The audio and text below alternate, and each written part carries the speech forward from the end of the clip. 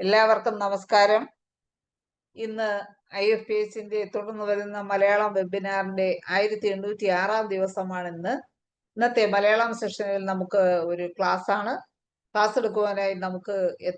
ഇന്നത്തെ ക്ലാസ് എടുക്കുവാനായി എത്തുന്നത് doctor James Paul സാറാണ്. അദ്ദേഹം ഗവൺമെന്റ് സർവീസിൽ നിന്ന് ചീഫ് മെഡിക്കൽ ഓഫീസറായി റിട്ടയർ ചെയ്ത വ്യക്തിയാണ്.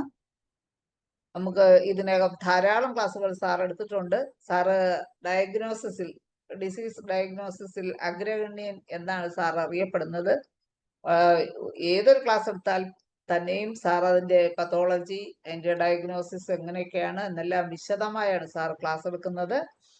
ഇന്നും നല്ലൊരു ക്ലാസ് പ്രതീക്ഷിച്ചുകൊണ്ട് നമുക്ക് ക്ലാസ്സിലേക്ക് പോകാം. അതിനു മുമ്പായി ഇന്ന് ഈ സൂം പ്ലാറ്റ്ഫോമിൽ ഇന്നത്തെ ക്ലാസ് കേൾക്കുന്നതിന് വേണ്ടി എത്തിയിട്ടുള്ള എല്ലാ ബഹുമാന്യരായ ഡോക്ടേഴ്സിനെയും ഹോമിയോപ്പതി സ്നേഹികളെയും സ്റ്റുഡൻസിനെയും സ്നേഹപൂർവ്വം ഇന്നത്തെ സെഷനിലേക്ക് സ്വാഗതം ചെയ്യുന്നു. ഇന്നത്തെ സെഷൻ ആരംഭിക്കുന്നതിന് മുമ്പായി ഒരു നിമിഷം ഈശ്വര പ്രാർത്ഥന. നന്ദി. സാർ എത്തിയിട്ടുണ്ട്. സാറിനെ നമുക്ക് ഇന്നത്തെ ക്ലാസ്സിലേക്ക് ആദരപൂർവ്വം ക്ഷണിക്കുകയാണ്. സാറെ ക്ലാസ് കേൾക്കാം. എല്ലാവർക്കും നമസ്കാരം. ഇന്ന് നമ്മൾ സ്കിൻ, ത്വക്ക് രോഗങ്ങളും ഹോമിയോപ്പതിയുടെ പ്രസക്തി, അതാണ് ഉദ്ദേശിക്കുന്നത്. ത്വക്ക് രോഗം ചികിത്സിക്കാത്തവരായി ഹോമിയോപ്പതിക്കാരും തന്നെ ഇല്ല എന്നുള്ളതാണ് എൻ്റെ വിശ്വാസം. കാരണം ഏറ്റവും കൂടുതൽ സാധ്യതയുള്ള ഒരു സംഗതിയാണ് ത്വക്ക് രോഗങ്ങൾ ഹോമിയോപ്പതിക്കാരെ സംബന്ധിച്ച്.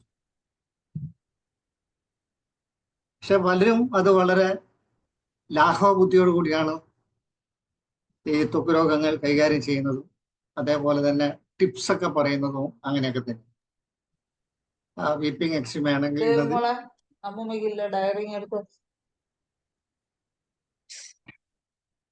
ഇപ്പൊ ഞാൻ ഒരു സമസ്യ ഇവിടെ ഈ ഫോറത്തിൽ വെക്കാനായിട്ട് ആഗ്രഹിക്കുന്നു. അത് മറ്റൊന്നുമല്ല, സൗത്ത് ഇന്ത്യൻസ് പൊതുവെ കറുത്ത വർഗക്കാരാണ്. അപ്പൊ ഈ കറുത്തവരാണെങ്കിൽ പോലും ഒരു 10 പേരെ അല്ലെ 100 ആൾക്കാരെ അല്ലെ 1000 പേരെ ഒന്നിച്ചിങ്ങനെ നിർത്തി കഴിഞ്ഞാൽ ഈ 1000 പേരുടെയും സ്കിൻ വ്യത്യസ്തം. അല്ല, ബ്ലാക്ക് ആണെങ്കിൽ പോലും നമ്മുടെ നഗ്ന നേത്രങ്ങൾ കൊണ്ട് നോക്കിയാൽ ആ വ്യത്യസ്തത നമുക്ക് മനസ്സിലാവും. ഓരോരുത്തരെയും സ്കിൻ വ്യത്യസ്തം. 1000 പേര് എന്നാൽ അതിനേക്കാൾ കൂടുതൽ എന്നാലും ഇപ്പൊ 3.5 കോടി ആണെങ്കിൽ പോലും ഓരോരുത്തരുടെയും സ്കിൻ വ്യത്യസ്തം. ഒരു വീട്ടിൽ തന്നെ 10 അംഗങ്ങളുണ്ടെങ്കിൽ ആ 10 പേരുടെയും സ്കിൻ വളരെ വ്യത്യസ്തമാണ്. അത് നമുക്ക് നഗ്ന നേത്രങ്ങൾ കൊണ്ട് നോക്കിയാൽ ആ വ്യത്യാസം നമുക്ക് മനസ്സിലാവുന്നു. ഇതിന്റെ രഹസ്യമെന്ത്?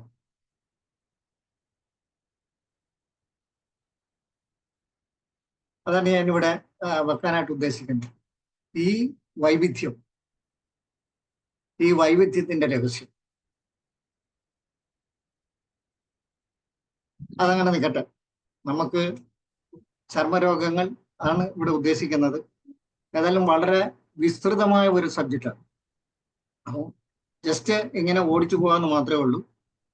കാരണം വളരെ വളരെ വിസ്തൃതമാണ്. മൻഡോണ എന്ന ഒരു ഡോക്ടർ എഴുതിയിരിക്കുന്ന 9 വോളിയങ്ങളാണ് pathology of skin diseases. 9 volume. അപ്പൊ അത്ര വിസ്തൃതമാണെന്ന് അത് ലൈബ്രറി കയറി നോക്കിയപ്പോഴാണ് മനസ്സിലായത്. ഏതായാലും സ്കിന്നിന് 3 ലെയർ ഉണ്ട്, നമുക്കറിയാം. ഒന്ന് എപ്പിഡം, ഡേം, ഹൈപ്പോഡോം. ഈ എപ്പിഡേമിന് തന്നെ 5 ലെയറുണ്ട്. അത് 5 ലെയറായിട്ട് അതിനെ തിരിച്ചിട്ടുണ്ട്. ഏറ്റവും മുകളിലുള്ളത് കോർണിഫ്രസ് അല്ലെങ്കിൽ സ്ട്രാറ്റം കോർണിയം. അതാണ് ഏറ്റവും മുകളിലത്. ആ കോർണിഫ്രസ് ടിഷ്യൂ തന്നെയാണ്. അത് ഡെഡ് സെല്ലുമാണ്. രണ്ടാമത് വരുന്നത് സ്ട്രാറ്റം ലൂസിഡം. മൂന്നാമത്തത് സ്ട്രാറ്റം ഗ്രാനുലോസം. നാലാമത്തത് സ്ട്രാറ്റം സ്പൈനോസം. അഞ്ചാമത്തത് സ്ട്രാറ്റം ബേസ്. ഇങ്ങനെ 5 കഴിഞ്ഞു കഴിഞ്ഞാൽ അതിൻ്റെ താഴത്തേക്ക് വരുന്നത് ഡേമാണ്. അതിൻ്റെ താഴെ ഹൈപ്പോഡം. ഹൈപ്പോഡം എന്ന് ഉദ്ദേശിക്കുന്നത് ഒരു പാനിക്കുലസ് അല്ലെങ്കിൽ ലിപ്പോ,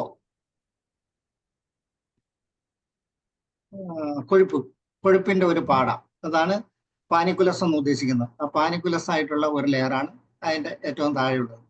അപ്പം ഹെയർ, നെയില് അതെല്ലാം ഉടലെടുക്കുന്നത് ആ ലെയറിൽ നിന്നാണ്. ജസ്റ്റ് ഇതിന്റെ ഒന്ന് അറിഞ്ഞു പോകാം എന്ന് മാത്രമേ ഉള്ളൂ. ഇപ്പൊ ഫസ്റ്റ് ലെയർ എപ്പിഡേം, അത് നമ്മുടെ ശരീരത്തിന് ഒരു പ്രൊട്ടക്ഷൻ, ഏറ്റവും ശക്തമായ ഒരു ആവരണവും നമ്മുടെ ബോഡിയെ സംരക്ഷിക്കുന്നതുമാണ്. ഒന്ന്, ശരീര ഊഷ്മാവിനെ ക്രമീകരിക്കുന്നു. രണ്ടാമത്തത് മറ്റ് നോക്ഷ്യസ് ഏജൻസിനെ എല്ലാം പ്രതിരോധിക്കുന്നു. ഫംഗസ്, വൈറസ്, ബാക്ടീരിയ, മറ്റെന്തെങ്കിലും നോക്ഷ്യസ് ആയിട്ടുള്ള ഏജൻസ്, ഇതിനെല്ലാം ഒരു പരിധിവരെ പ്രതിരോധിക്കും. അതിന്റെ പ്രതിരോധം ഈ 2-3 തരത്തിലാണ്. ഒന്ന്, ഇടിമ ഉണ്ടാക്കും, അതല്ലെങ്കിൽ എക്സുഡേഷൻ ഉണ്ടാകും. ഇത് രണ്ടും ഫലിച്ചില്ലെങ്കിൽ എക്സ്ഫോളിയേഷൻ ഉണ്ടാകും. ഈ 3 തരത്തിലാണ് ഈ നോക്ഷ്യസ് ഏജന്റിനെ ഈ എപ്പിഡേം പ്രതിരോധിക്കുന്നത്. അടുത്ത ലെയറിലേക്ക് കടന്നു കഴിഞ്ഞാൽ അത് ഡെർമിസ് ആണ് ഏറ്റവും പ്രധാനപ്പെട്ട ലെയർ.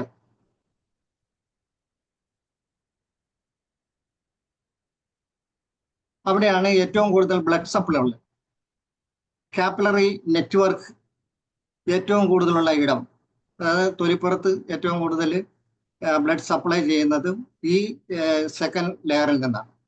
അതേപോലെ തന്നെ ആർട്ടീരിയോ വീനസ് ഷണ്ട് അല്ലെങ്കിൽ അനാസ്റ്റമോസിസ് നടക്കുന്നത് ഈ സെക്കൻഡ് ലെയറിലാണ്.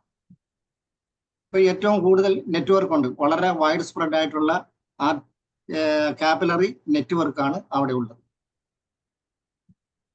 ഒരു പരിധിവരെ നമുക്ക് തൊലിക്ക് ഗ്ലാമർ കൊടുക്കുന്നത്, മോയ്സ്ചർ നിലനിർത്തുന്നു, അതിനൊക്കെ ഒരു പരിധിവരെ ഈ ലെയറാണ് സഹായിക്കുന്നത്.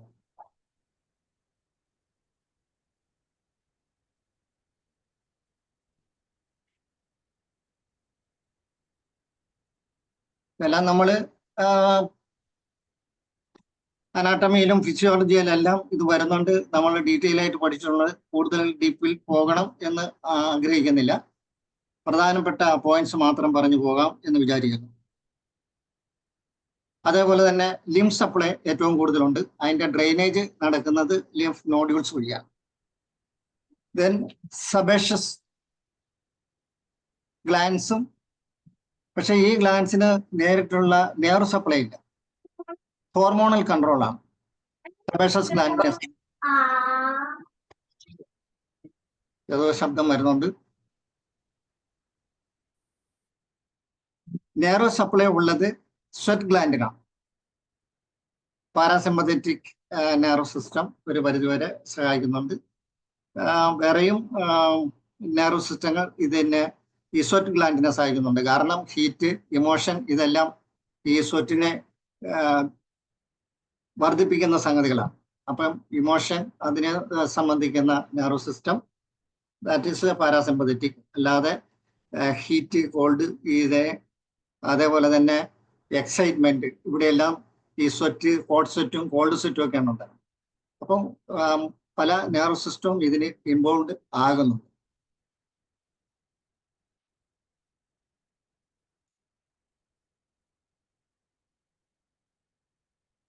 മൂന്നാമത്തത് ഹൈപ്പോഡെർമിസ്, നേരത്തെ പറഞ്ഞ്, ദാറ്റ് ഈസ് പാനിക്കുലസ്. അഡിപ്പോസ് ലൈനിങ് ആണ്. അപ്പൊ ഇത് നമ്മുടെ ടെമ്പറേച്ചർ വേരിയേഷനെ ക്രമീകരിക്കുകയും സംരക്ഷിക്കുകയും ചെയ്യുന്നത് ഈ ലെയറാണ്. അതിന്റെ തൊട്ട് താഴെയാണ് ഫേഷ്യ. ഫേഷ്യയുടെ തൊട്ട് താഴെ ലൈനിങ് മെംബ്രെയിൻ, അതിന്റെ തൊട്ട് താഴെ മസിൽ. ഇത്രയാണ് ആ structure. Then skin appendages, which consists of eccrine sweat duct. Eccrine എന്ന് ഉദ്ദേശിക്കുന്നത് കൈവെള്ളയിലും കാൽവെള്ളയിലുമാണ്. അതിന്റെ ഡക്റ്റ് സൈഡിലേക്കാണ് പോകുന്നത്, നേരെ വരുന്നില്ല. അതുകൊണ്ടാണ് പലപ്പോഴും കൈവെള്ള സ്വെറ്റാകാത്തത്, വിയർക്കാത്തത്. അക്രൈൻ ഡക്റ്റ് വഴി സൈഡിലേക്കാണ് പോകുന്നത്.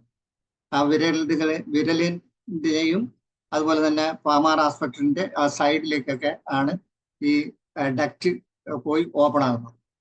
പക്ഷെ അപൂർവം ചിലർക്ക് ഈ വെള്ളം വീർക്കുമല്ലോ. ഓപ്പൺ ആകുന്നതുകൊണ്ടാണ് കൈവെള്ളയും കാൽവെള്ളയും വിയർക്കുന്നത്. പിന്നെ മറ്റൊരു വിധത്തിലുള്ള ഡക്റ്റ് കൂടി ഉണ്ട്, ദാറ്റ് ഈസ് അപ്പോക്രൈൻ.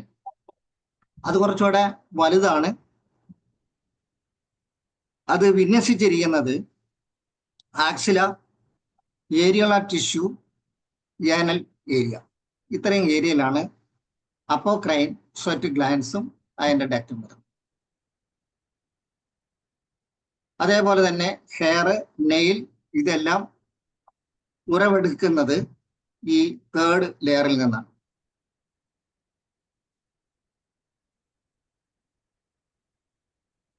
അതേപോലെ തന്നെ സ്വെറ്റ് എമൾസിഫൈ ദി സെബം.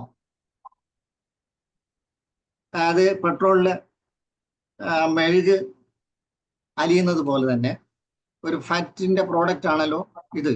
ആ ഫാറ്റ് സ്വെറ്റ് നല്ലൊരു സോൾവെന്റ് ആണ്. അങ്ങനെ ഒരു എമൾഷൻ ഉണ്ടാകുകയും ഒരു പരിധിവരെ മറ്റു അണുക്കളിൽ നിന്നും പ്രതിരോധിക്കുകയും സ്കിന്നിന്റെ മോയ്സ്ചർ നിലനിർത്തുകയും ചെയ്യുന്നത് ഈ പ്രോസസ് വഴി.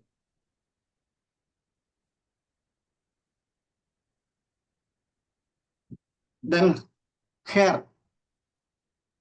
Human hair. പൊതുവെ രോമം ഇല്ലാത്ത ഒരു ജന്തുവാണ് മനുഷ്യൻ.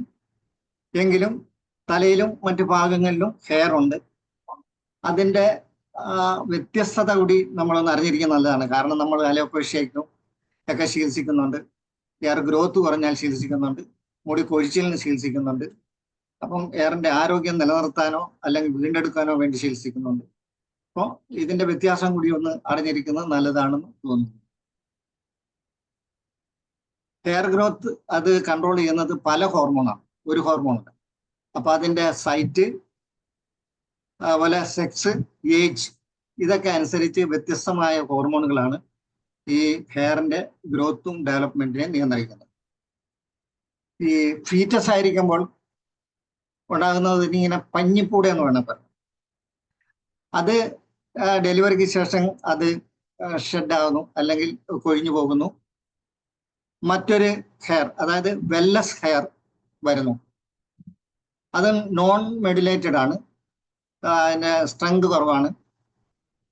അതും ഒരു 2, 2.5, 3 വയസ്സോട് കൂടി അതും കൊഴിഞ്ഞു പോകുന്നു. It is replaced by terminal hair.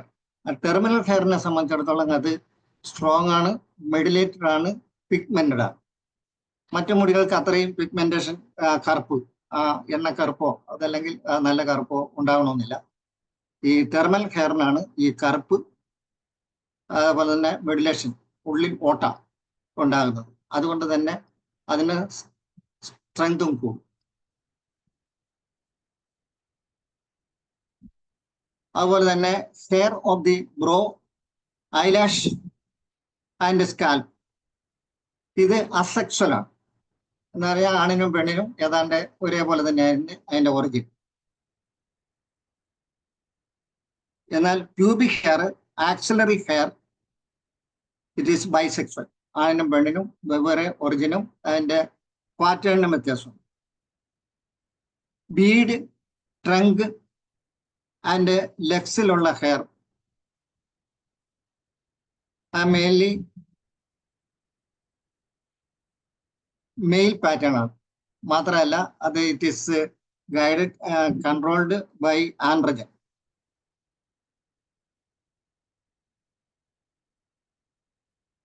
ഇതിന്റെ കോസ്മെറ്റിക് ഇഫക്റ്റ്, ഇപ്പൊ സ്കിന്ന്, അതിന്റെ കളറേഷൻ, അതേപോലെ തന്നെ ഹെയർ. വേണ്ട സ്ഥലത്ത് ആവശ്യത്തിന് ഹെയർ ഇല്ലാതെ വരിക, വേണ്ടാത്തിടത്ത് ആവശ്യപ്പെടുന്ന ഹെയർ ഉണ്ടാകുക. പ്രത്യേകിച്ച് എക്സ്പോസ്ഡ് ഏരിയയിലാണെങ്കിൽ അത് ഇൻഫീരിയോറിറ്റി കോംപ്ലക്സ് ഉണ്ടാകും. അതേസമയം നേരെ തിരിച്ചാണെങ്കിൽ ഒരു സുപ്പീരിയോറിറ്റി കോംപ്ലക്സ് അല്ലെങ്കിൽ പോലും ഒരു കോൺഫിഡൻസ് ഉണ്ടാവും. അതായത് വേണ്ട സ്ഥലത്ത് ആവശ്യത്തിന് മുടി അല്ലെങ്കിൽ ഹെയർ, ആവശ്യമില്ലാത്തടത്തില്ല എങ്കിൽ ഒരു കോൺഫിഡൻസ് ഉണ്ടാവും. അല്ലാത്തവർക്ക് ഇൻഫീരിയോറിറ്റി കോംപ്ലക്സും ഉണ്ടാവും. അതാണ് അതിന്റെ കോസ്മെറ്റിക് ഇഫക്റ്റ്.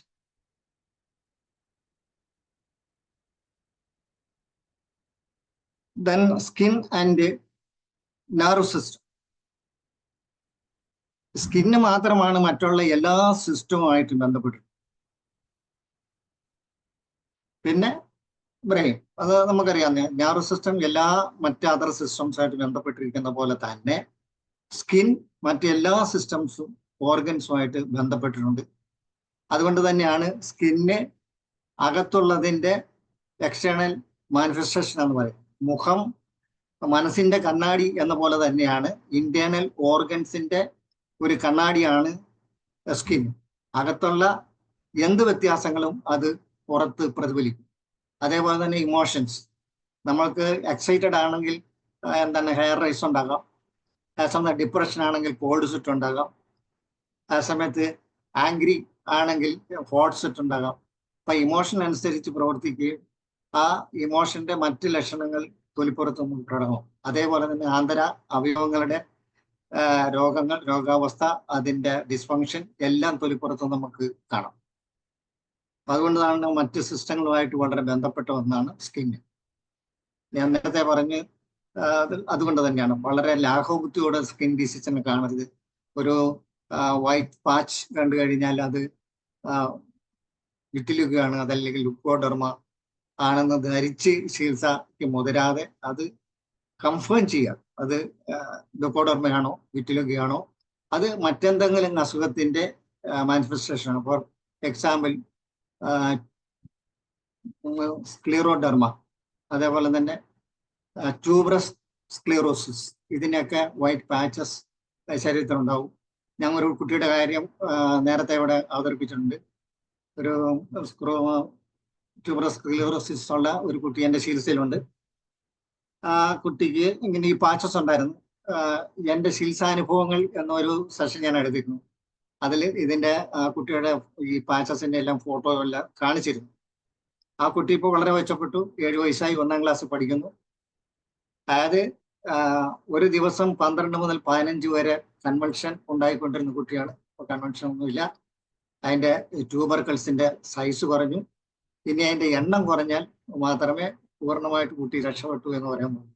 ഏതായാലും അവർ മോഡേൺ മെഡിസിൻകാർ പറഞ്ഞതിന് വളരെ വ്യത്യസ്തമായി കുട്ടിയുടെ ആയുസ് പോയിട്ടില്ല. 7 വയസ്സ് വരെ 1ാം ക്ലാസ് പഠിക്കുന്നു. സന്തോഷമുള്ള വാർത്തയാണ്. അത് ഈ പറഞ്ഞ പോലെ ട്യൂബറസ് സ്ക്ലീറോസിസ് ആയിരുന്നു ആ കുട്ടി.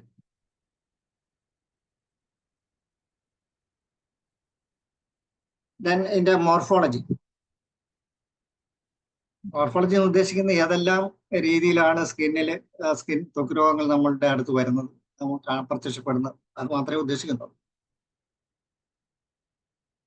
ഒന്ന് vitiligo, it is idiopathic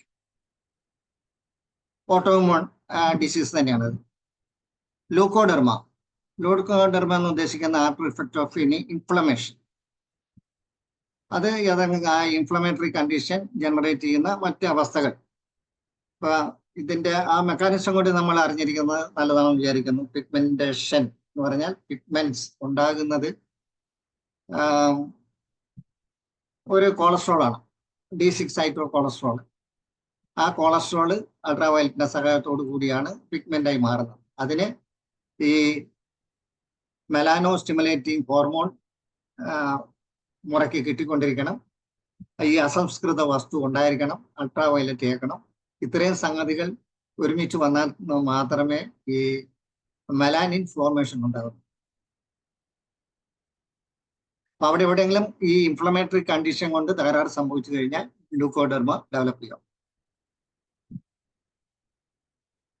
then Taenia വെർസിക്കോളർ, അത് കറുത്തവർക്കാണ് അത് ഇങ്ങനെ ചെറിയ വൈറ്റ് പാച്ചസ് ആയിട്ട് പാൽച്ചുണങ്ങെന്നൊക്കെ അങ്ങനെ കാണുന്നത്. വൈറ്റ് മെന്നിനെ സംബന്ധിച്ചിടത്തോളം ഒരു വളരെ മൈന്യൂട്ട് അല്ലെങ്കിൽ ഫൈൻ സ്കെയിൽസ് പോലെ ആയിരിക്കും ഇത് പ്രത്യക്ഷപ്പെടുന്നത്. ദെൻ ലെപ്രസിക്ക് ആദ്യം വൈറ്റ് പാച്ചസ് പ്രത്യക്ഷപ്പെടാം, ബട്ട് ആ ഭാഗം അതിന്റെ സെൻസേഷൻ ലോസ് ആയിരിക്കും.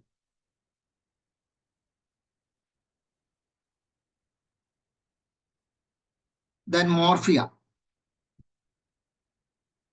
ലിച്ചൻ sclerosis.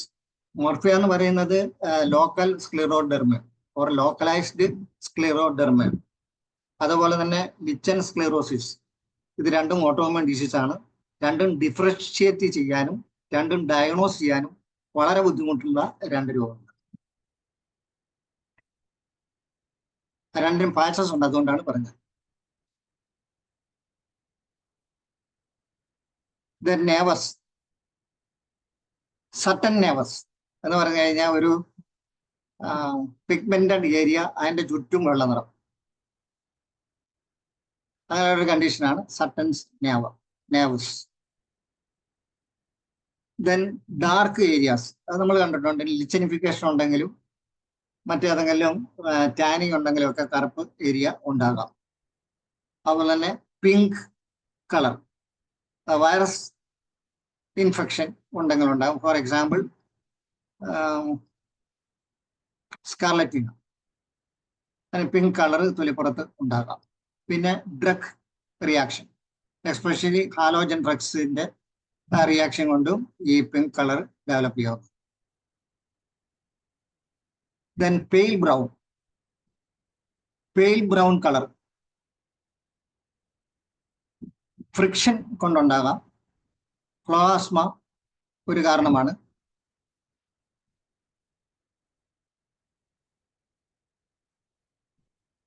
Local effect of heat കൊണ്ടും അങ്ങനെ സംഭവിക്കും. Then black colour,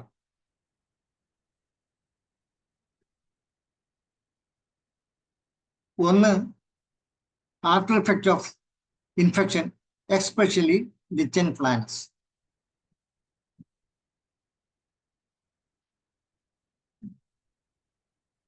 then papules, അപ്പൊ അത് നമ്മൾ പറഞ്ഞത് മാക്യൂൾസ് ആണ്.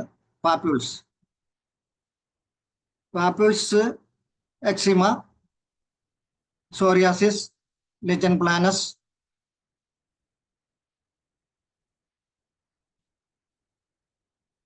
ക്രോഫ്ലോഡെർമ, urticaria pigmentosum, syphilis, acne vulgaris, rosacea, scabies, molluscum contagiosum, pityriasis rubrum, moles and വാട്സ്. ഇത്രയാണ് പാപ്പുലർ ഫോമിൽ തൊലിപ്പുറത്ത് പ്രത്യക്ഷപ്പെടുന്നത്.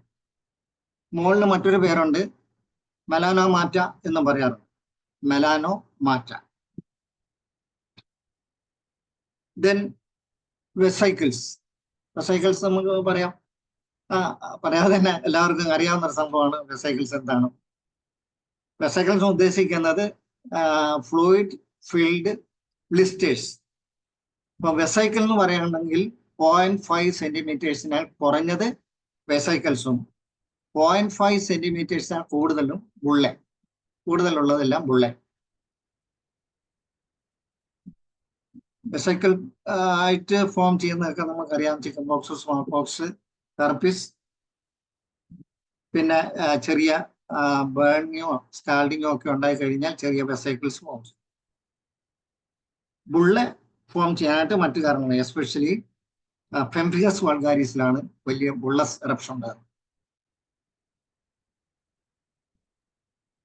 പിന്നെ മറ്റ് ഫ്രിക്ഷൻ കൊണ്ടോ ഒക്കെ ബുള്ളെ ഫോം ചെയ്യാറുണ്ട്. അതുപോലെ തന്നെ കല്ലുകാച്ചുക എന്ന് പറയുന്ന ഏർപ്പാടുണ്ട്. ചിലർ ഇങ്ങനെ നഗ്നപാതരായിട്ട് നടക്കുമ്പോൾ ചിലർ പറയും വിഷക്കല്ലെ കയറി ചവിട്ടിയതാണ്, അങ്ങനെ കല്ല് കാച്ചുക എന്ന് പറയും. ഏതായാലും വലിയ ബുള്ളെ അങ്ങനെ പ്രത്യക്ഷപ്പെട്ട് കണ്ടിട്ടുണ്ട്. പിന്നെ എന്നുള്ളത് ഇൻഫൻസിനാണ്. പെംഫിയസ് നിയോനാറ്റോറം, വലിയ ബുള്ള കൈവെള്ളയിലും കാൽപാദത്തിലും ഇങ്ങനെ കാണുന്നുണ്ട്. ഒരു പക്ഷേ തെർമൽ റിയാക്ഷൻ ആണ് അതിന് കാരണം, അല്ലെങ്കിൽ തെർമൽ വേരിയേഷൻ ആണ് അതിന് കാരണം എന്ന് പറയപ്പെടുന്നു.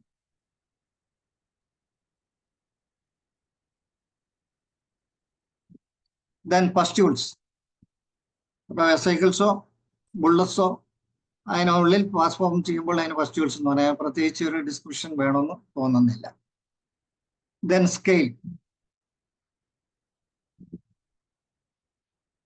സ്കെയിലും ഫോം ചെയ്യുന്നത് ആഫ്റ്റർ ഇൻഫെക്ഷൻ ആകാം. ചിലപ്പോൾ വൈഡ് സ്പ്രെഡ് ആയിട്ടുള്ളതാകാം, ചിലപ്പോൾ ലോക്കൽ ആകാം. വൈഡ് സ്പ്രെഡ് ആയിട്ട് വരുന്നത് സ്കാർലറ്റ് ഫീവറിന് ശേഷമാണ് വൈഡ് സ്പ്രെഡ് ആയിട്ട് ശരീരത്തിൽ നിന്ന് ഈ സ്കെയിൽ എക്സ്ഫോളിയേഷൻ സംഭവിക്കുന്നു. പിന്നെ eczema, dermatitis, erythema, ichthyosis, psoriasis, parapsoriasis, T-cell lymphoma, pityriasis, scabies, other form of dermatitis. ഇതിലെല്ലാം ലോക്കൽ ആയിട്ടുള്ള സ്കെയിൽ ഫോർമേഷൻ ഉണ്ടാകുന്നുണ്ട്, സ്കെയിലിംഗ് എക്സ്ഫോളിയേഷൻ നടക്കുന്നുണ്ട്. Then nodular conditions.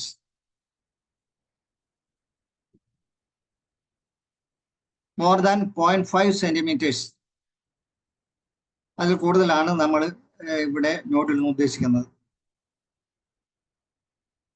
അത്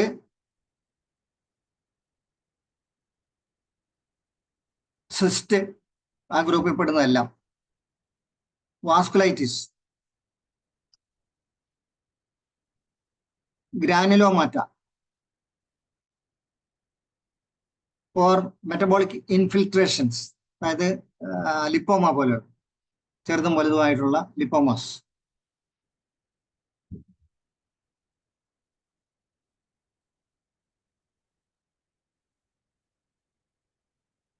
ഹെമറ്റോമാസ്,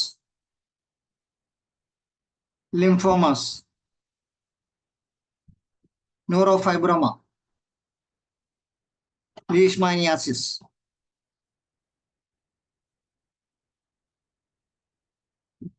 Then leiomyoma,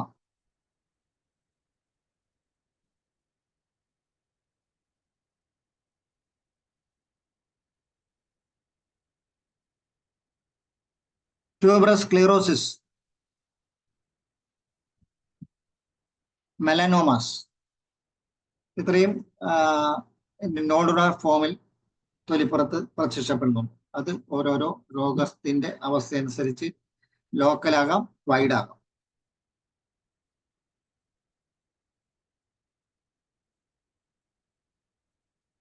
Then pre-cancerous,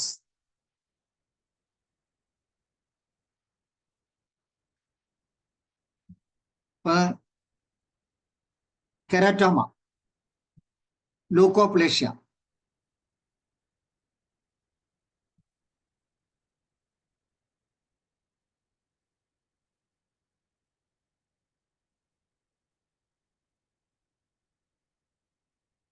papillosquamous plaques, velvety plaques in gland penis, velvety plaques on gland penis.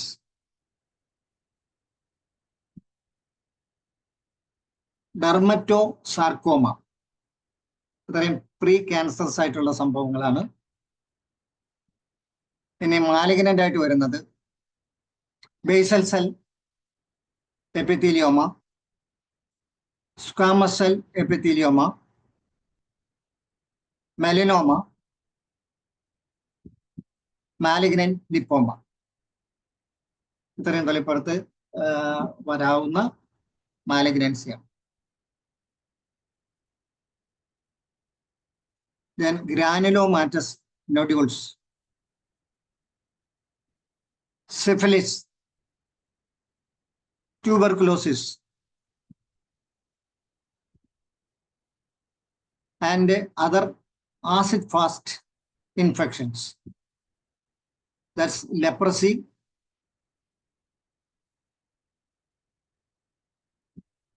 leishmaniasis, and sarcoidosis. Halogen drug reactions.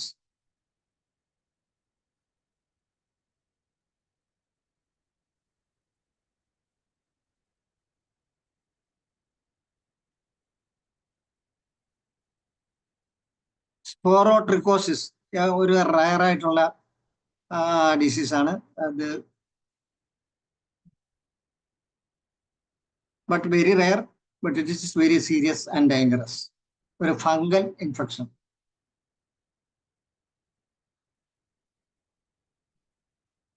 Then ulcers. Rodent ulcers, usually on face, rarely on legs. Rodent ulcers.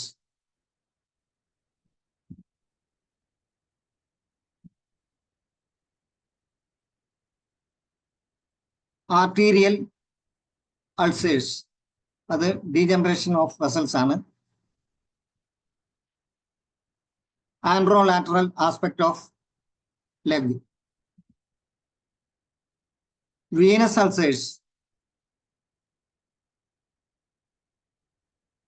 below and behind medial malleolus. And the location.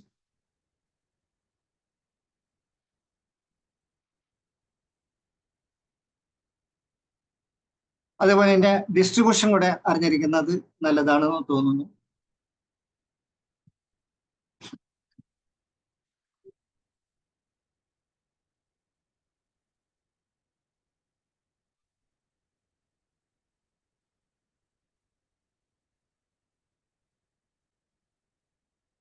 Acanthus nigricans, lips, neck, axilla, submammary area, palm, sole. Agni vulgaris, sides and the back of neck.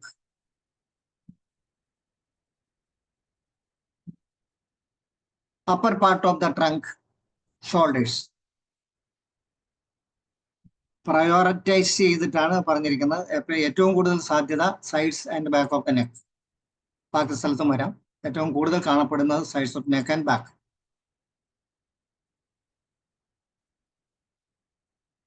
Atopic dermatitis, face, brow, supraclavicular areas, popliteal area, cubital area, feet, or widespread. Contact dermatitis depend on contact in the area, contact in the material, the liquid, solid, volatile. അനുസരിച്ച് വ്യത്യാസം ഉണ്ടായി. Discoid eczema,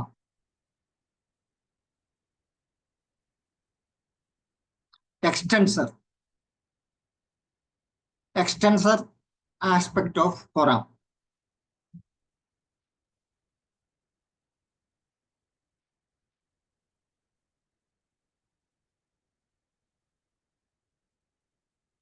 Dermatomycosis,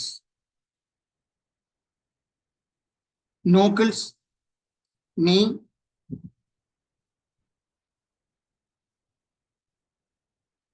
periorbital areas.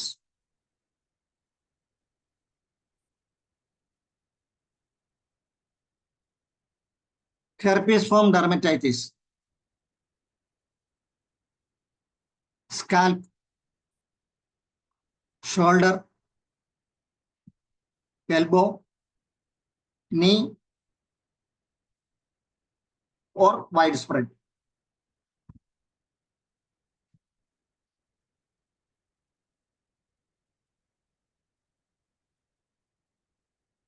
Drug eruption, symmetrical.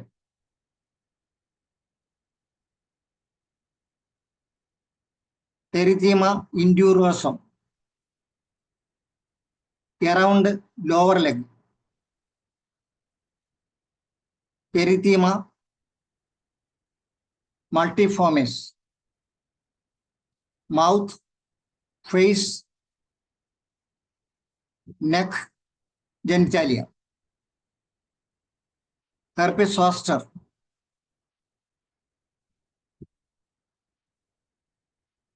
unilateral, along narrow root. fungal infection anywhere. Herpes simplex,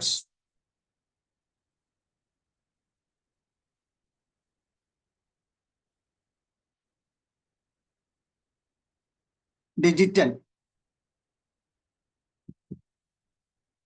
genitalia. Then leprosy. ഇവിടെ ഉദ്ദേശിക്കുന്ന ലെപ്രോമാറ്റോസിസ് ആണ്. That is symmetrical.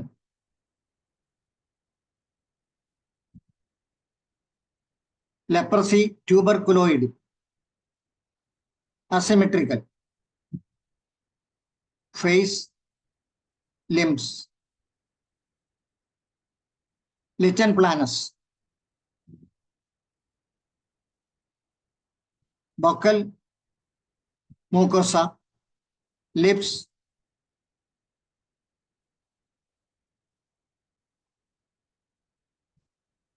lumbosacral area.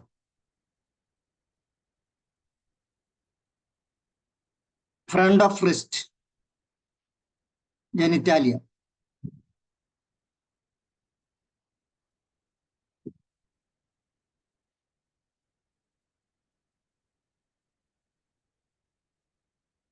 Lichen simplex,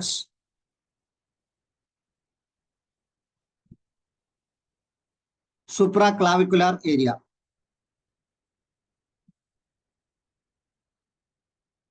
Extensor aspect of forearm. നേരത്തെ പറഞ്ഞിട്ടുണ്ട് അതേപോലെ വരുന്നതാണ് discoid eczema, extensor aspect of forearm. Lupus erythematosus, scalp, forehead, nose, fingers, fingertips, dorsum of phalanx, temples. ഇത്രയും ഏരിയയിൽ വരാം. Then parapsoriasis, limbs, trunk.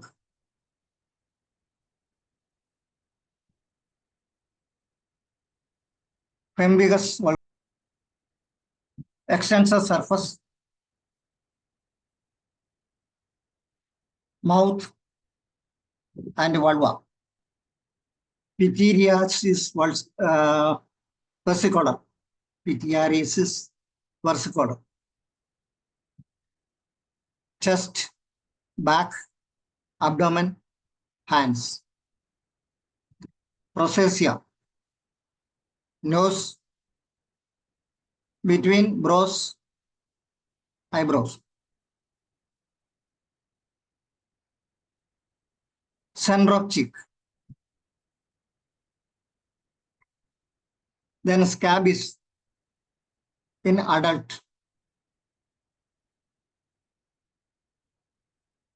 Anterior axillary fold, medial side of elbow, wrist. Very rarely widespread. Scabies in children, widespread, including palm and soles. Then stasis or stasis dermatitis.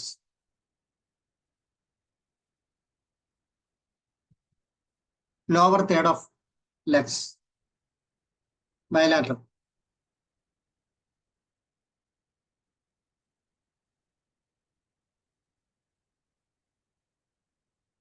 Other important രണ്ട് മൂന്ന് drugs കൂടി disease കൂടി ഇവിടെ വെറുതെ mention ചെയ്യാം എന്ന് വിചാരിക്കുന്നു.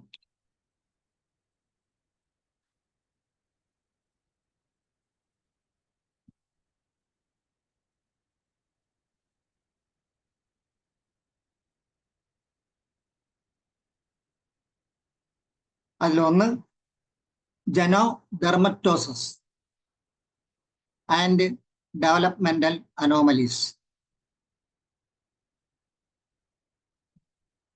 effect of pregnancy and aging, skin and visceral cancer, disturbed functions and manifestations, pruritism, generalized or local.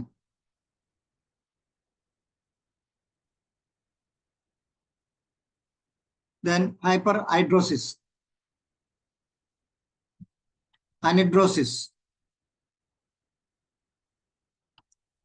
astigmatism, that is dry skin, hirsutism, alopecia, pigmentary anomalies. ഇത് ഒരിക്കൽ ഞാൻ ഈ ഒരു സെഷൻ ഇവിടെ അവതരിപ്പിച്ചിട്ടുള്ളതാണ്. പിഗ്മെന്ററി അനോമലീസ് ഒരു സെഷനായിട്ട് തന്നെ അവതരിപ്പിച്ചിട്ടുണ്ട്.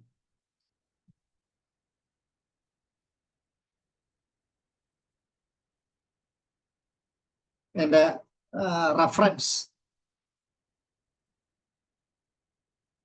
WF ലിവർ, അദ്ദേഹത്തിന്റെ പുസ്തകമാണ് ഇതിന് ആധാരം.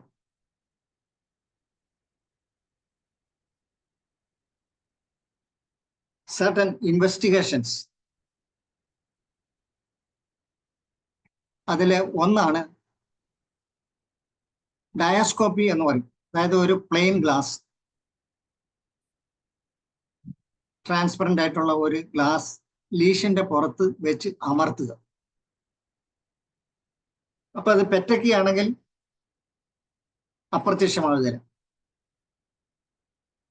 വാസ്കുലർ ഡിസ്റ്റൻഷൻ ആണെങ്കിൽ അത് അപ്രത്യക്ഷമാകും. അതേപോലെ തന്നെ ആപ്പിൾ ജെല്ലി, അതായത് ഒരു ചെറിയ ജെല്ലി ഫോമിൽ അവിടെ ഗ്ലാസ് അമർത്തുമ്പോൾ പ്രത്യക്ഷപ്പെടുകയാണെങ്കിൽ അത് സൈൻ ഓഫ് ലൂപ്പസ് വൾഗാരിസ്.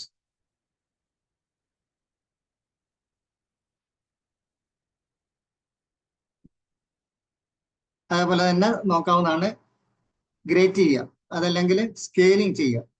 ആ ലീഷൻ സ്കെയിൽ ചെയ്യുകയാണ്. അത് ഫൈൻ സ്കെയിലിംഗ് ആണെങ്കിൽ അത് ടീനിയാകാം. ആ സമയത്ത് സിൽവറി സ്കെയിൽ ആണെങ്കിൽ ഇറ്റ് ഈസ് സോറിയാസിസ്. വൈറ്റ്, അതായത് വൈറ്റ് തന്നെ സിൽവറി വൈറ്റ്, ഓഫ് വൈറ്റ് അങ്ങനെ പറയാറുണ്ട്. കോഫി വൈറ്റ് എന്ന് പറയുന്ന പോലെ തന്നെ ഏതാണ്ട് ഒരു വങ്ങിയ വൈറ്റ് ആണെങ്കിൽ അത് പാരാസോറിയാസിസ്. ഇത് നമുക്ക് തന്നെ ശ്രമിച്ചാൽ നോക്കാവുന്നതാണ്. അതേപോലെ തന്നെ ഡെർമറ്റോഗ്രാഫിയ ഓർ ഡെർമറ്റോഗ്രാഫിസം നമുക്ക് അനുഭവപ്പെട്ടിട്ടുള്ളത്. അതൊരു ബ്ലഡ് ഇൻസ്ട്രുമെന്റ് കൊണ്ട് വെറുതെ ഒന്ന് സ്ട്രോക്ക് ചെയ്യുക. സ്ട്രോക്ക് ചെയ്ത് കഴിഞ്ഞാൽ അത് ഏതെല്ലാം ലൈനിൽ കൂടെ പോയാൽ അതേപോലെ തന്നെ അവിടെ വീലിംഗ് പ്രത്യക്ഷപ്പെടുന്നതാണ് ഡെർമറ്റോഗ്രാഫിയ. അതൊരു ട്യൂബർകുലാർ മയസം. അതേപോലെ തന്നെ വൈറ്റ് ഡെർമറ്റോഗ്രാഫിയ, അത് നേരത്തെ പറഞ്ഞ പോലെ ഒരു വീലിംഗ് വെള്ള നിറത്തിൽ പ്രത്യക്ഷപ്പെടും വിത്തിൻ 15 seconds. 2 മിനിറ്റ് കഴിഞ്ഞാൽ അത് അപ്രത്യക്ഷമാവും. നേരത്തെ ഉള്ള ഒരു പിങ്ക് കളറിലോ അല്ലെങ്കിൽ ഒരു തടിപ്പ് പോലെയാണ് ഡെർമറ്റോഗ്രാഫിയ പ്രത്യക്ഷപ്പെടുന്നതെങ്കിൽ ഇത് വൈറ്റ് ആയിട്ടാണ്. ഒരു ബ്ലഡ് ഇൻസ്ട്രുമെന്റ് കൊണ്ട് ഇങ്ങനെ സ്ട്രൈക്ക് ചെയ്ത ഇങ്ങനെ വരയ്ക്കാൻ അമർത്തി വരയ്ക്കുകയാണെങ്കിൽ 15 സെക്കൻഡ്സിന് ശേഷം ഒരു വൈറ്റ് അവിടെ പ്രത്യക്ഷപ്പെടും. 2 മിനിറ്റ് കൊണ്ട് അപ്രത്യക്ഷമാണ്. കാരണം അവിടെ സംഭവിക്കുന്ന വാസ്കുലർ കൺസ്ട്രിക്ഷൻ ആണ്.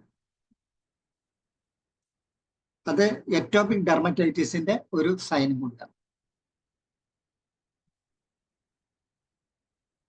പിന്നെ ഓട്ടോമിൻ ഡിസീസ്, നമുക്ക് ഏതെങ്കിലും സംശയം തോന്നുകയാണ്, തൊലിപ്പുറത്ത് ഇങ്ങനെ പല സിംറ്റംസ് കണ്ട് അല്ലെ വൈറ്റ് പാച്ചസ് കണ്ട് ട്യൂബറസ് സ്ക്ലെറോസിസ് ആണോ എന്ന് സംശയം വരുന്നു.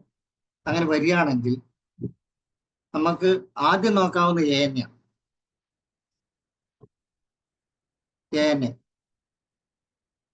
പിന്നെ മറ്റ് ഇമേജിംഗ് ടെസ്റ്റ് ഒക്കെ ഉണ്ട്. ബ്രെയിൻ ഇമേജ് ചെയ്യാം, അതായത് MRI ചെയ്യാം, എക്സ്റേ എടുക്കാം, ചെസ്റ്റ് നോക്കാം, ലങ്ങിന് എന്തെങ്കിലും ഇൻവോൾവ്മെന്റ് ഉണ്ടോ എന്ന് നോക്കാം. പിന്നെ ഇത് എല്ലാം കൂടി കാൽക്കുലേറ്റ് ചെയ്താണ് നമ്മൾ ഒരു ഡയഗ്നോസിലേക്ക് വരുന്നത്. അപ്പം എന്നെ മാത്രം പോസിറ്റീവ് ആയതുകൊണ്ട് തന്നെ അത് ആകണമെന്നില്ല. ബാക്കി എല്ലാം കൂടി ഒത്തുവന്നെങ്കിൽ മാത്രമേ നമുക്ക് ഡിക്ലറേഷൻ ചെയ്യാൻ പറ്റുള്ളൂ. ഇത് ഒരു ഓട്ടോമിൻ ഡിസീസാണ്, അല്ല ആ വകുപ്പിൽപ്പെട്ട ഏതെങ്കിലും രോഗമാണ് പറയാൻ പറ്റും.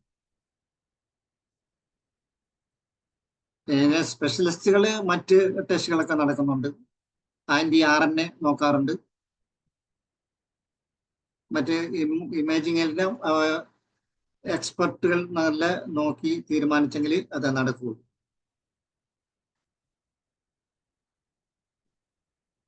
ഇനി ഒന്ന് രണ്ട് ഒരു കേസ് പറയാം. ഞാനിത് ഇത്രയും പറഞ്ഞത് സ്കിന്നെ സംബന്ധിച്ചിടത്തോളം നമ്മൾ പറഞ്ഞു കഴിഞ്ഞു, മറ്റ് സിസ്റ്റങ്ങളുമായിട്ട് ബന്ധമുണ്ട്, പ്രത്യേകിച്ച് മൈൻഡ്. ഇപ്പൊ ഒരു എക്സിമ ആണെങ്കിൽ തന്നെ പല കോലത്തിലായിരിക്കുന്നത്. ആദ്യം വെറുതെ ഒരു ഇച്ചിങ് മാത്രമായിരിക്കാം, പിന്നെ അവിടെ ചെറിയ മാക്ലാർ ഫോമിൽ വരാം, അതല്ലെങ്കിൽ ഫിഷേഴ്സ് പ്രത്യക്ഷപ്പെടാം, വീപ്പിംഗ് ഉണ്ടാകാം, അല്ലെങ്കിൽ സീറസ് എക്സോഡേഷൻ ഉണ്ടാകാം, പിന്നെ ഇച്ചിങ് ഉണ്ടാകാം, പസ് ഫോർമേഷൻ ഉണ്ടാകാം, അതായത് സ്കെയിലിംഗ് ഉണ്ടാകാം. ഇതെല്ലാം ഓരോ ഘട്ടത്തിൽ അതിൻ്റെ കാണിച്ചുകൊണ്ടിരിക്കും. പക്ഷെ ആ ഒരു ലോക്കൽ സിംറ്റം കൊണ്ട് മാത്രം നമ്മൾ ഒരു ഡയഗ്നോസിലേക്ക് എത്തുകയും അതനുസരിച്ചുള്ള പെട്രോളിയമോ ഗ്രാഫൈറ്റിസോ അങ്ങനെ എന്തെങ്കിലും കൊടുക്കുകയോ ചെയ്തു കഴിഞ്ഞാൽ അവിടെ ക്യൂർ കിട്ടുകയാണെങ്കിൽ തന്നെ അതൊരു താൽക്കാലികമാണ്. പെർമനന്റ് ക്യൂർ കിട്ടണമെങ്കിൽ ആ വ്യക്തിയുടെ ഉള്ളിലേക്ക് നമ്മൾ ഇറങ്ങണം. അയാളുടെ ആ മൈൻഡിലേക്ക് എത്തി ആ പേഴ്സണെ നമ്മൾ വേർതിരിച്ചെടുത്തെങ്കിൽ മാത്രമേ നമുക്ക് കറക്റ്റ് ഒരു മരുന്ന് കൊടുക്കാനും ശാശ്വത പരിഹാരം ആക്കാനും. അല്ല, ഒന്ന് രണ്ട് ഉദാഹരണങ്ങൾ ഞാൻ നേരത്തെ പറഞ്ഞിട്ടുണ്ടെന്ന് തോന്നുന്നു. ഒന്ന്, ഒരു ലേഡി ഡോക്ടറുടെ ഹസ്ബൻഡ്. ഇപ്പൊ ലേഡി ഡോക്ടർ പ്ലേറ്റ്ലെറ്റ് പറഞ്ഞിട്ടാണ് എൻ്റെ അടുത്ത് വന്നത്. അവർക്ക് കുറച്ച് ഇമ്പ്രൂവ്മെന്റ് ഒക്കെ കിട്ടിക്കഴിഞ്ഞപ്പോൾ ഹസ്ബൻഡും അദ്ദേഹത്തിന്റെ ഒരു എക്സിമയുടെ ചരിത്രം. അപ്പൊ ഇവരുടെ കേസ് എടുത്തവർ തന്നെ ഇവരുടെ ചരിത്രം, ഫാമിലി ഹിസ്റ്ററി എല്ലാം ഞാൻ എടുത്തിട്ടുണ്ട്. അപ്പൊ ഇദ്ദേഹം പറഞ്ഞ് എനിക്ക് 20 കൊല്ലമായിട്ട് എക്സിമയുണ്ട്, അത് 2 കാലിലും ആങ്കിളിലും അണിഞ്ഞുള്ളത്, ഒത്തിരി ചികിത്സയൊക്കെ ചെയ്തു. സ്കിൻ സ്പെഷ്യൽ അദ്ദേഹം ഒരു ഓഫീസറായിരുന്നു. അപ്പൊ അതുകൊണ്ട് നോർത്ത് കേരള, കണ്ണൂരും കാസർഗോഡും ഒക്കെ വർക്ക് ചെയ്തിട്ടുണ്ട്, എറണാകുളത്തൊക്കെ വർക്ക് ചെയ്തിട്ടുണ്ട്. അപ്പൊ അവിടെയൊക്കെ താമസിച്ചിരുന്നപ്പോൾ അവിടുത്തെ സ്പെഷ്യലിസ്റ്റുകളെയൊക്കെ കണ്ടിട്ടുണ്ട്, ഹോമിയോ ഡോക്ടേഴ്സും കണ്ടിട്ടുണ്ട്. പക്ഷെ സംഗതി മാറിയിട്ടില്ല. ഈ ഇവരുടെ ചരിത്രം അറിയാവുന്നതുകൊണ്ട് ഞാൻ ഒരു ചോദ്യം ചോദിച്ചു. സെൽഫ് മെയ്ഡാണ് അദ്ദേഹത്തെ സംബന്ധിച്ചിടത്തോളം. ഭാര്യ ഡോക്ടറാണ്, അദ്ദേഹം ബാങ്ക് ഓഫീസറാണ്. എങ്കിലും അയാളുടെ ആ സാമ്പത്തിക സ്ഥിതി സ്വന്തമായിട്ട് ബിൽഡപ്പ് ചെയ്തതാണോ എന്നാണ് ഞാൻ ഉദ്ദേശിച്ചത്. സെൽഫ് മെയ്ഡാണോ ചോദിച്ചത്. അദ്ദേഹം യെസ് എന്നൊരു ഉത്തരം പറഞ്ഞു. ഞാൻ അദ്ദേഹത്തിന്റെ ആ രോഗത്തിന് കൊടുത്തത് ഡൽക്യാമറ ഒരു സെൽഫ് മെയ്ഡാണ്. അദ്ദേഹം he demand respect, he demand recognition. ആ ഒരു ഇത് വെച്ചുകൊണ്ടാണ് ഞാൻ അദ്ദേഹത്തിന് കൊടുത്തത്. ഏതാനും ആഴ്ചക്കുള്ളിൽ അത് ഇങ്ങനെ കൂറാകാൻ തുടങ്ങി. 1 മാസം കഴിഞ്ഞപ്പോൾ അത് പോയി. ഇപ്പൊ ഏതാണ്ട് 7 വർഷമായിട്ട് ഇതുവരെ വന്നിട്ടില്ല. ഡൽക്യാമറയാണ് കൊടുത്തത്. അതേപോലെ തന്നെ ഞാൻ ഒരു സോറിയാസിസ് ഇവിടെ അവതരിപ്പിച്ചിരുന്നത്, എൻ്റെ ചികിത്സാ അനുഭവം. ഇപ്പൊ അത് 7 കൊല്ലമായി. അന്ന് 5 കൊല്ലങ്ങൾക്ക് മുമ്പ് എന്നാണ് അയാൾ പറയുന്നത്. 2 കൊല്ലത്തിന് മുമ്പാണ് ഞാൻ ഇവിടെ ഈ ഫോറത്തിൽ അത് അവതരിപ്പിച്ചത്. സോറിയാസിസ്. അദ്ദേഹം പിന്നെ പലരെയും കണ്ടു. ലാസ്റ്റ് ഒരു ആയുർവേദ മെഡിക്കൽ കോളേജിൽ പോയി. അവിടുന്ന് അത് മൂർച്ഛിച്ച് അവിടുന്ന് അവർ റെഫർ ചെയ്തത് മോഡേൺ മെഡിസിൻ ഒരു മെഡിക്കൽ കോളേജിലേക്കാണ് റെഫറൻസ് കൊടുത്തത്. അദ്ദേഹത്തിന്റെ മോളുടെ കല്യാണം നിശ്ചയിച്ചിരുന്നതുകൊണ്ട് അവിടെ പോയി കിടന്ന് എല്ലാവരും ഫാമിലിയോട് കൂടെ കിടന്നാൽ ശരിയാകില്ല. കാരണം ഇവിടെ ഇത് വാഷറായി, ഇനി അവിടെയും എന്താവുന്നു ഒരാദ്യം. അതുകൊണ്ട് ഒരു ലോക്കലായിട്ട് ഏതെങ്കിലും ഒരു സ്പെഷ്യലിസ്റ്റിനെ കണ്ട് എന്തെങ്കിലും മരുന്ന് കഴിച്ച് അത് സപ്രസ് ചെയ്യാനായിട്ട് ഒരു സ്കിൻ ഡോക്ടർ ചെയ്യും. അപ്പൊ ഇതിങ്ങനെ ഉതിർന്ന് പോയിക്കൊണ്ടിരിക്കുകയാണ് സ്കിൻ. മാത്രമല്ല സോറിക്ക് ആർത്രൈറ്റിസ് ഉണ്ടായത്, നടക്കാനും പറ്റുന്നില്ല. അങ്ങനെ ഒരു അവസ്ഥയിലാണ്. അപ്പൊ ആരോ ഒരു ഡോക്ടർ ചെന്ന് കണ്ടു, അദ്ദേഹം ഇവിടെ അടുപ്പിച്ചു പോലുമില്ല. നിങ്ങളിങ്ങനെ റെഫർ ചെയ്തല്ലേ, നിങ്ങൾ അങ്ങോട്ട് തന്നെ പോകും, ഞാൻ വരുന്നില്ല. അങ്ങനെ മറ്റൊരു ഹോമിയോ ഡോക്ടർ കണ്ടപ്പോൾ ആ ഡോക്ടർ പറഞ്ഞു ഇങ്ങനെ ഒരാളുണ്ടോ എന്ന് പോയി നോക്കണം. അങ്ങനെയാണ് എൻ്റെ അടുത്ത് വന്നത്. 2-3 സിറ്റിങ്ങിന് ശേഷമാണ് ഇയാളെ സംബന്ധിച്ചുള്ള ഒരു വിവരം കിട്ടുന്നത്, മറ്റൊന്നുമല്ല. അപ്പം ഇയാള് സ്കിൻ ഡിസീസ് ആയതുകൊണ്ട് ആ രീതിയിൽ പല നേർച്ചകളും വഴിപാടുകളും ഒക്കെ നടത്തി. ലാസ്റ്റ് ഇതുകൂടെ കഴിഞ്ഞപ്പോൾ അയാൾ ഒരു തീരുമാനത്തിലെത്തി, അതിന്റെ ശാപമാണ്, ഇതിനി എന്നെ വിട്ടുപോകാൻ തോന്നുന്നില്ല, എന്നോടുകൂടി അത് തീരുവുള്ളൂ. അപ്പം ശാപഗ്രസ്തമായ ഒരു സാഹചര്യത്തിലാണ് എനിക്കിത് വന്നതെന്നുള്ള ഒരു വിശ്വാസം, ഉറച്ച വിശ്വാസമാണ്. അതുകൊണ്ട് തന്നെ ഞാൻ അയാൾക്ക് കൊടുത്തത് സെലിനിയം. അതൊരു വണ്ടർഫുൾ ആക്ഷൻ. ഇപ്പൊ ഏതാണ്ട് 7 വർഷമായി തിരിച്ചു വന്നിട്ടില്ല, രോഗം വന്നിട്ടില്ല. 10 വർഷം വരെ കാക്കാം. 10 വർഷത്തിനുള്ളിൽ വന്നാൽ സംഭവിക്കാം. 10 വർഷത്തിന് ശേഷവും അത് വന്നില്ലെങ്കിൽ അതൊരു ക്യൂറാണ്. അപ്പൊ ഞാനിത് ഹൈലൈറ്റ് ചെയ്യുന്നതാണ്. നമ്മൾ ത്വക്ക് രോഗം ആ രീതിയിൽ, ആ വീക്ഷണകോണത്തിൽ നമ്മൾ കാണണമെന്നും അതനുസരിച്ച് പേഷ്യന്റിനെ ഇൻഡിവിജ്വലൈസ് ചെയ്ത് മെഡിസിൻ നിശ്ചയിച്ച് കൊടുക്കണം. അത് വീണ്ടും കൺഫേം ചെയ്ത് കൊടുക്കണമെന്നുള്ള ഒരു അഭ്യർത്ഥനയോട് കൂടി ഞാൻ ഇന്ന് എൻ്റെ ക്ലാസ് അവസാനിപ്പിക്കുന്നു. Thank you all. സംശയം ഉണ്ടെങ്കിൽ ചോദിക്കാം. ഓക്കെ സാറേ,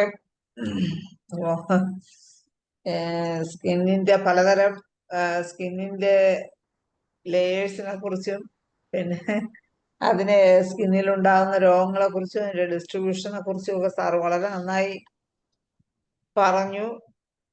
2 കേസും പറഞ്ഞു. അത് ഇത് കുറച്ച് സ്കിൻ കംപ്ലൈൻസ് നമുക്ക് എന്താണ് ഏതാണെന്നൊക്കെ മനസ്സിലാക്കാൻ പറ്റിയ ഒരു ക്ലാസ് ആയിരുന്നു. പക്ഷെ ഇനി ഞങ്ങൾ സാറിൽ നിന്നും കൂടുതൽ കേസുകൾ പ്രതീക്ഷിക്കുന്നു. 2 കേസുകളല്ലല്ലോ, വേറെന്ന് പറഞ്ഞല്ലോ, സ്ക്ലീറോഡെർമ, വൈറ്റ് പാച്ചസ്, ഒരു വൈറ്റ് പാച്ചസ്.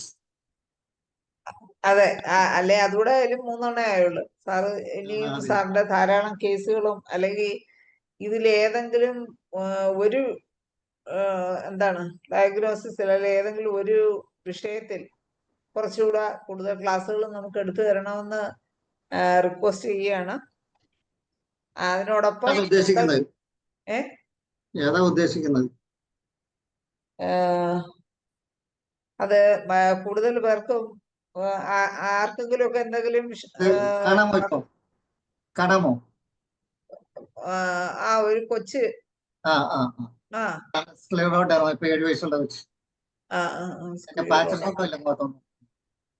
നേരെ കാണത്തില്ല സാറേ, ആ കൊച്ച് തല മാത്രമേ കാണുന്നുള്ളൂ ഇപ്പൊ. ഇപ്പൊ കാണും. ഇപ്പൊ നന്നായിരിക്കുന്നല്ലേ? പക്ഷെ അത്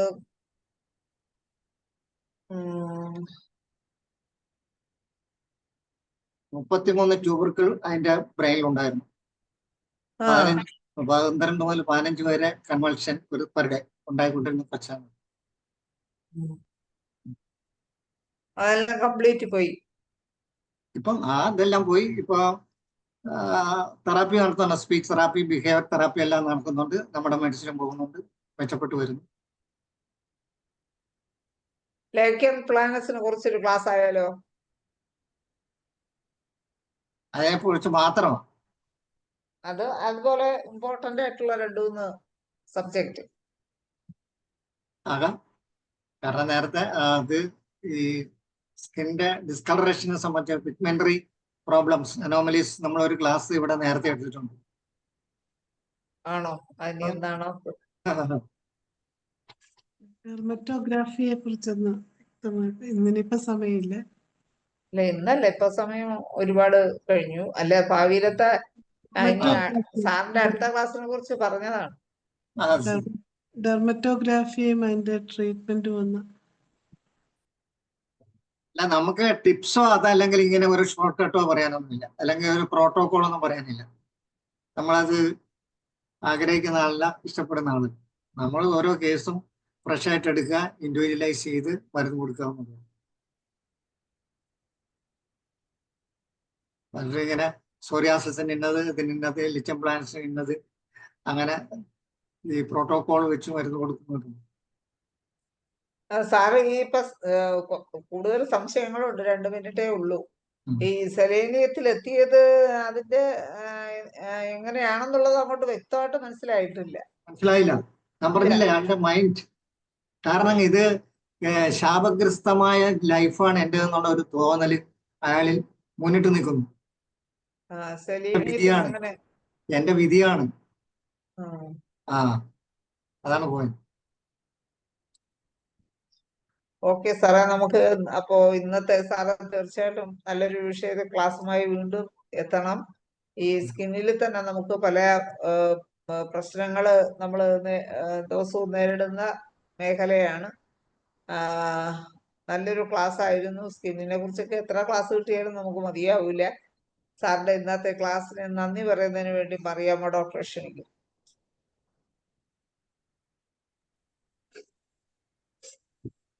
നന്ദി ശൈല ഡോക്ടറെ.